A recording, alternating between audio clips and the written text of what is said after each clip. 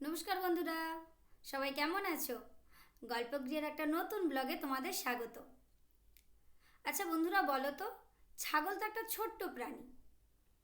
তাকে তো বাঘ, সিংহ সবাই খায়। সেই জন্য ছাগল ওই বড় বড় প্রাণীগুলোকে ভয় পায়, তাই না? কিন্তু যদি কোনো ছাগলের একটু উপস্থিত বুদ্ধি থাকে, তবে সে অনায়াসেই এই বড় বড় প্রাণীদের হাত থেকে বাঁচতে পারে। তো আজকে আমি তোমাদের সেরমই একটা গল্প বলবো।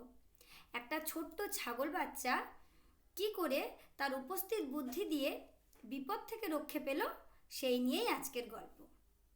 তো চলো গল্পটা শুরু করি। একটা বনে একটা ছাগলের ছোট্ট একটা ছানা হয়েছিল।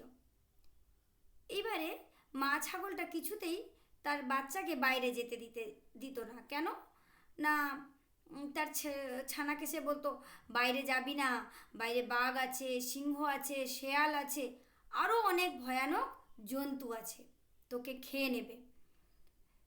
মা ছাগলটা তার ছোট্ট ছানাটাকে নিয়ে একটা গাছের কোটরে একটা বড় গর্ত ছিল, সেই গর্তে থাকতো। তো ছাগল ছানাটার খুব ইচ্ছে যে সে বাইরে যায়, কিন্তু যেহেতু তার মা বারণ করেছে, তাই সে আর বাইরে যেত না। তো ধীরে ধীরে যখন ছাগলছানাটা বড় হলো, একদিন সে মা না থাকায় গর্তের বাইরে এলো। বাইরে এসে দেখলো, আরে এ তো একটা অন্যরকম জগৎ। আমি এতদিন গর্তের মধ্যে ছিলাম, তার মধ্যে তো কিছুই ছিল না। বাইরে কি সুন্দর কচি কচি ঘাস, কত সুন্দর সব কিছু। তো সে দেখতো যে তার মা ঘাস খায়, সেই জন্য ছাগলছানাটা বাইরে এসেও ঘাস খেতে শুরু করলো। হঠাৎ করে ছাগলছানাটার সামনে একটা ষাঁড় এলো। সে দেখলো যে ওই প্রাণীটার মাথাতেও দুটো বড় বড় শিং আছে। তো সে ভাবলো, এ নিশ্চয়ই অন্য কোনো ঘাস খায়, যার জন্য এই ছাগলটা এত বড়। কিন্তু সে তো জানতো না ওটা ষাঁড় বলে। তখন সে ষাঁড়কে বলল, আচ্ছা তুমি কি ঘাস খাও গো, তুমি এই রকম চেহারা বানিয়েছো? তখন ষাঁড়টা বলল, আমি না অনেক সুন্দর সুন্দর ঘাস খাই, তুই খাবি? তো ছাগলটা বলল, হ্যাঁ। না চল আমার সঙ্গে অন্য একটা বনে চল, সেখানে খুব সুন্দর সুন্দর ঘাস আছে। তো শেয়ালটা ষাঁড়ের সঙ্গে চলে গেল অন্য একটা বনে ঘাস খেতে।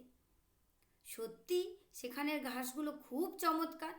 ছাগলছানা পেট ভরে ঘাস খেয়ে নিল।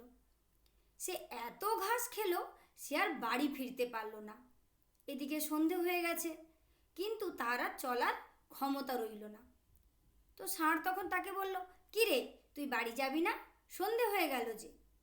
তো তখন ছাগলছানাটা বলল, না, আমি আজকে আর যেতে পারবো না, তুমি বাড়ি চলে যাও, আমি না হয় কাল সকালেই যাব। এই বলে ছাগলছানা এদিক ওদিক ঘুরতে ঘুরতে একটা গর্ত দেখতে পেল, বেশ বড় গর্ত। সেইটা ছিল একটা শেয়ালের গর্ত।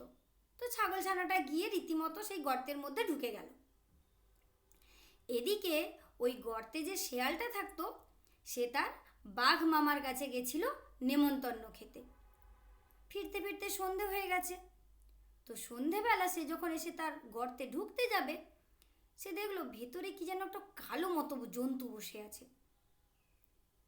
এক ঝলক দেখেই শেয়ালের ভয় পেয়ে গেছে। শেয়াল তো ভীষণ ভয় পেল। সে তখন বলল, কে রে, গর্তের মধ্যে কে?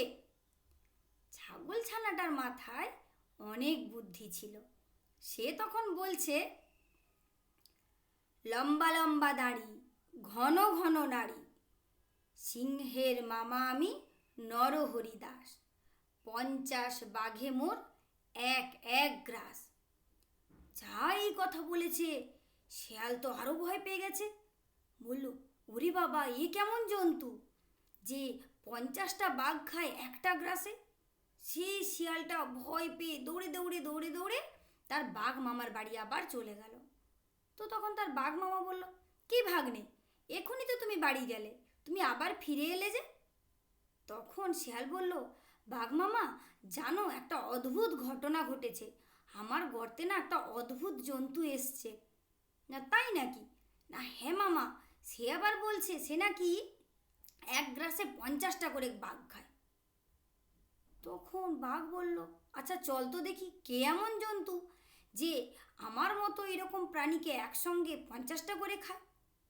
তখন শিয়াল তাকে বলছে, না না মামা, আমি যাব না। তুমি যদি আমাকে ছেড়ে চলে যাও তখন আমি কি মরবো নাকি ওই জন্তুর হাতে?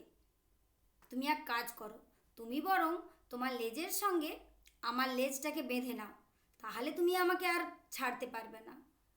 বাঘ বলল, ঠিক আছে। এই বলে শেয়ালকে বাঘ তার লেজে বেঁধে নিয়েছে। বেঁধে নিয়ে শিয়ালের গর্তের কাছে যেই এসেছে, ভেতর থেকে তখন ছাগলছানাটা বলল, তোকে দিলাম 10 বাঘের করি, তুই নিয়ে এলি 1 বাঘ লেজে বেঁধে তাড়াতাড়ি। সেই কথা শুনে বাঘও ভয় পেয়ে গেছে। ছাগলছানাটা যেহেতু গর্তের ভেতর থেকে কথা বলছিল, তো আওয়াজটা একটু অন্যরকমই আসছিল। সেটা শুনে বাঘও ভয় পেয়ে গেছে। বলল, সত্যিই তো, না জানি কোন জন্তু বাঘকে দেখেও ভয় পাচ্ছে না। বাঘ তখন ও বাবা গো, ও মা গো বলে সেইখান থেকে দৌড়ে পালিয়ে যাচ্ছে। এবারে শেয়াল তো পেছনে বাঁধা লেজের সঙ্গে। বাঘ যত দৌড়ে, শেয়াল তত মাটিতে ঘষতে ঘষতে যায়। ভয়ে শেয়াল বলে, মামা আল, মামা আল। এবারে বাঘটা মাঠের মধ্যে দিয়ে ছুটছিল। বাঘ ভাবলো নিশ্চয়ই সেই জন্তুটা তাকে তাড়া করেছে। সে ভয়ে আরও দৌড়াতে লাগলো। বাঘ যত দৌড়াচ্ছে, শেয়ালটা গোটা রাস্তা সেই মাটির মধ্যে ঘষটাতে ঘষটাতে বাঘের পেছনে ছুটছে। আর এদিকে ছাগলছানাটা তার উপস্থিত বুদ্ধির জন্য বাঘ আর শেয়ালের হাত থেকে বেঁচে গেল। তো বন্ধু, দেখলে তো ছোট প্রাণী ছাগল, সেও কেমন উপস্থিত বুদ্ধি দিয়ে তার বিপদটাকে সে জয় করে নিল। তো বন্ধুরা, আজ এ পর্যন্তই। তোমাদের সঙ্গে দেখা হবে পরের আবার একটা ব্লগে। ততক্ষণ সবাই ভালো থাকো। আর আমার গল্পগুলো যদি ভালো লাগে তাহলে আমার চ্যানেলটাকে লাইক, শেয়ার আর সাবস্ক্রাইব করে রেখো আরও নতুন নতুন গল্প পাওয়ার জন্য।